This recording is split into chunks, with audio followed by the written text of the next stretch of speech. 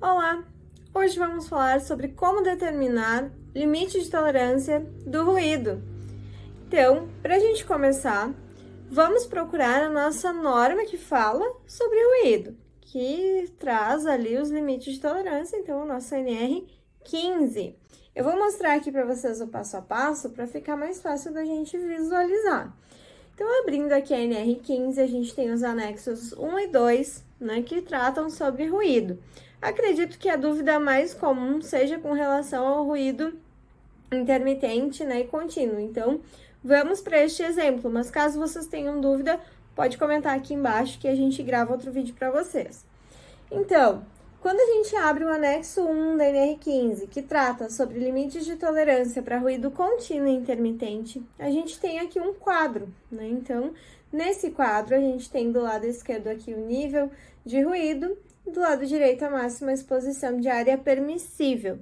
Então, olhando logo aqui a primeira linha, nós podemos observar que o limite de tolerância, né, o limite de tempo de exposição para um ruído de 85 decibéis medidos na escala A é de 8 horas. Isso significa o quê? Que o contrário também é verdadeiro, né? Se eu tiver um trabalhador exposto, né, numa jornada de trabalho de 8 horas, eu só posso ter, né, uma exposição máxima de 85 decibéis para aquela carga horária, para aquela jornada de trabalho. Beleza, entendido isso, então eu já sei qual é o limite de tolerância para o ruído a 85 decibéis. Mas e os demais? Bom, a gente pode olhar aqui, né, nesse quadrinho e a gente vai ver ali qual é o limite de tolerância para cada um, né, dos níveis de pressão sonora que a gente tem.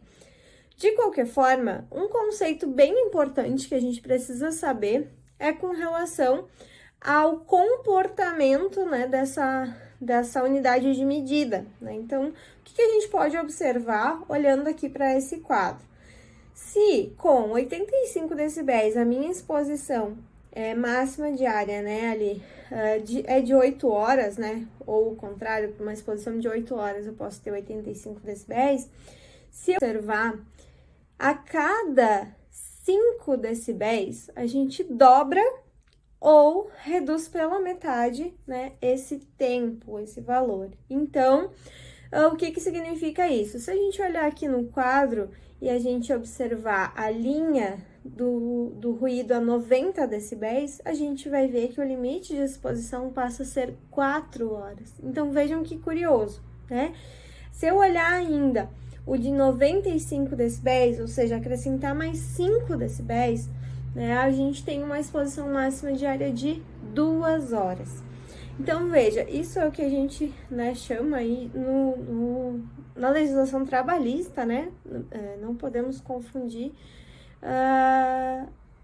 de fator de dobra, né? Então, a gente sabe que a cada 5 decibéis, né, esse tempo reduz ou aumenta pela metade, enfim, ou, né, 50% do valor. Então, isso vai servir para a gente dimensionar também o nível de ação do ruído, né? Então, como é que funciona o nível de ação do ruído, né? Se a gente observar lá na nossa NR9, e aí eu vou mostrar para vocês também o trecho que fala sobre isso. A NR9, então, né, no seu item 9.6.1, fala ali no item C que, como nível de ação para agente físico ruído, será considerada a metade da dose. O que isso significa? Se a gente está dizendo que a cada 5 decibéis, né, esse tempo cai pela metade, então a metade da dose, no caso, né, 50% do valor, seria 80 decibéis, né? Parece meio estranho, assim, mas isso se dá ao fato de que essa é uma unidade de medida logarítmica, né? Então, ela não segue o padrão de números reais ali, né? Então, como é uma escala logarítmica, ela acaba tendo esse comportamento. Então, se a gente disser que a gente quer saber qual o nível de ação para uma exposição de 8 horas, então a gente sabe que é 80 decibéis, ou seja, 5 a menos, porque isso vai ser 50% da dose, certo? Acredito que gera muita confusão, né? Principalmente para os estudantes, para quem está iniciando na área, mas é um conceito bem simples, depois que a gente pega isso, fica bem fácil, bem tranquilo de aplicar aí, tá? Então, lembrem-se sempre, né? Limite de tolerância, vamos pegar aqui como padrão a exposição de 8 horas, são 85 decibéis. Logo, o seu nível de ação, né, que é 50% da dose, vai ser 80 decibéis, certo? Um abraço aí a todos, bons estudos, e se ficarem com alguma dúvida, comenta aqui embaixo que a gente grava mais vídeos para vocês, tá bom?